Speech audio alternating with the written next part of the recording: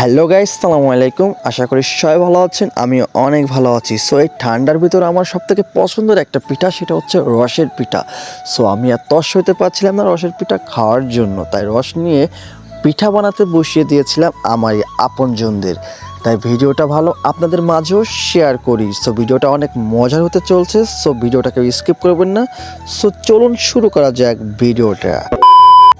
সবাইকে সর্বপ্রথম জানাই এই কড়া ঠান্ডার শুভেচ্ছা এবং অগ্রিম 2025 সালের শুভেচ্ছা। আসলে সত্যি কথা বলতে, এই শীতে যদি রসের পিঠা না খাই তাহলে আমরা বাঙালির খাতায় পড়ি না।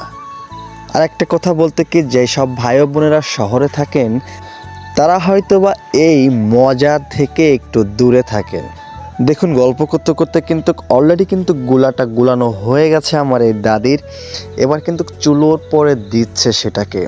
আসলে যে কি সুন্দর লাগতেছিল যখন আমি ভিডিওটা করতেছিলাম, অনেক গল্প করতেছিলাম তাদের সঙ্গে, তারাও হাসি ঠাট্টা করতেছিল যে ভিডিও করতেছে, ঠিক আছে।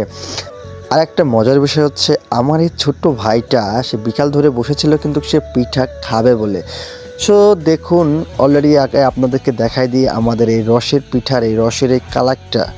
আসলে এই রস তৈরিটা করার সময় হয়তো আমি ছিলাম না বলে ভিডিও করতে পারি না, যার জন্য আপনাদেরকে দেখাইতে পারি নাই। তবে আপনাদেরকে বলে রাখি, দুই হাঁড়ি রস, ঠিক আছে। এরপরে কিন্তু পিঠাটা কিন্তু তৈরি হয়ে গেছে, যেটা আপনারা দেখতে পাচ্ছেন। যাক, মাশাআল্লাহ, প্রথম খোলাটাই অনেক ভালো পিঠা হয়েছে, বুকটা অনেক ভালো উঠছিল। আর একটা কথা বলি যে ভাই ও বোনেরা, আমার কথাবার্তা যদি কোনো ভুল ত্রুটি হয়ে থাকে অবশ্যই ক্ষমার দৃষ্টিতে দেখবেন, কারণ ভাই আমি কিন্তু ব্লগার নয়, কোনো জাস্ট একটু ভিডিও করতে মন চাইলো তাই ভিডিওটা করলাম এবং আপনাদের মাঝে শেয়ার করলাম। যদি কোনো ভুল ত্রুটি হয়ে থাকে ছোটো ভাই হিসেবে ক্ষমার দৃষ্টিতে দেখে ভিডিওটা একটা লাইক এবং একটা কমেন্ট আর একটা যদি পারেন তো একটা শেয়ার করে দিন। বাইরে ভাই পিঠা বানাতে বানাতে সে রাত হয়ে গেছে, আর আমি চুলোর পাশে বসে জাল দিচ্ছি। আমার এই ছোটো ভাইটা আমার পাশে বসেছিল। সো আল্লাহ তাআলার রহমতে ফাইনালি এক হাঁড়ি পিঠা হয়েছিল। পিঠাটা দেখতেও অনেক সুন্দর লাগতেছিল।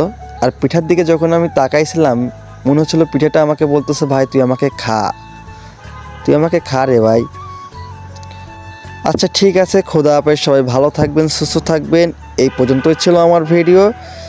সো আসসালামু আলাইকুম, আল্লাহ হাফেজ।